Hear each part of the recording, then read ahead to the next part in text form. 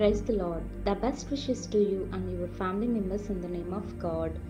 దేవుని నామమునకు మహిమ కలుగును గాక. దేవుని నామం పేరిట మీకును మీ కుటుంబ సభ్యులందరికీ శుభాభివందనములు. ఈరోజు దేవుని వాగ్దానము టుడే గాడ్స్ ప్రామిస్. నీతిమంతుల కోరిక ఉత్తమమైనది.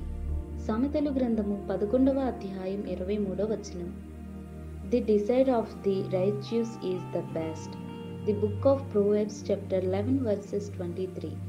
క్రీస్తునందు ప్రియమైన సహోదరి సహోదరులారా, మన పరిశుద్ధ గ్రంథంలో మనం చూసుకున్నట్లయితే ఒక మాట వ్రాయబడి ఉన్నది. నీతిమంతుని కోరిక ఉత్తమమైనది అని దేవుడు ఈరోజు ఈ వాక్యం ద్వారా సెలవిస్తున్నాడు. ఈ లోకంలో ప్రతి మనిషికి అనేక కోరికలు దేవుని యందు కోరుకుంటూ ఉంటారు. అలాగే నీతిమంతుని కోరిక శ్రేష్టమైనది అని దేవుడు స్పష్టంగా చెప్పుచున్నాడు. నీతిమంతులు దేవుని యందు యథార్థత కలిగి భయము భక్తి విశ్వాసంతో దేవునికి తన కోరికలను ప్రార్థనలు చేస్తూ అడుగుతూ ఉంటారు. అప్పుడు దేవుడు తప్పకుండా నీతిమంతుల కోరికలను తీర్చి వారిని తృప్తిపరిచి ఆశీర్వదిస్తాడు.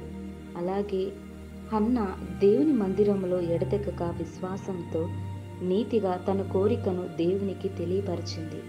కానీ అక్కడున్న దైవజనుడికి ఏమాత్రము హన్నాను అర్థం చేసుకోలేకపోయాడు. కానీ దేవుడు హన్నాను అర్థం చేసుకున్నాడు.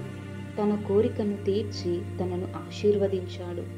అలాగే ప్రియులారా, మనము కూడా మనందరి జీవితాలలోనూ మన కోరికలను మన ఆశలు నెరవేరాలి అంటే మనం దేవుని యందు విశ్వాసం కలిగి ఆయనను వేడుకొని నీతిగా జీవించాలి. అలాగే దేవుని దృష్టికి అయిష్టమైన కార్యాలన్నిటినీ విడిచిపెట్టి గర్వమును అహంకారమును మన హృదయాలలోనూ వాటిని తొలగించి తగ్గింపు స్వభావము కలిగి దేవునికి ప్రార్థనలు చేయాలి.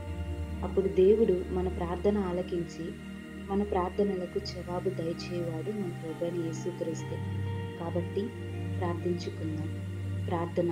కృపాసక్తి సంపూర్ణుడైన మా యేసయ్య, నీకే వందనములు స్తోత్రములు దేవా.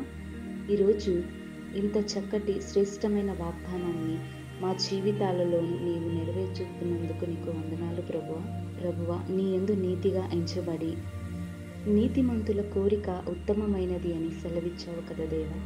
సహాయము దయచేయండి. నీ కృపతో మమ్మల్ని అందరినీ దర్శించండి. ఈ వాక్య భాగంను ఎందరైతే ధ్యానిస్తున్నారో వారందరినీ ఆశీర్వదించండి. అలాగే మేము తగ్గింపు స్వభావము కలిగి జీవించే ధన్యతను మాకు దయచేసి మమ్మలను క్షమించండి. మా అపరాధములను బట్టి, మేము చేసిన పాపములను బట్టి, అహంకారమును గర్వము నుండి మమ్మలను విడిపించుమని, అట్టి నీ ప్రేమ దయా చాలి మా పైన ఉంచమని నజరేయుడైన యేసు నామమున ప్రార్థిస్తున్నాను తండ్రి. ఆమేన్.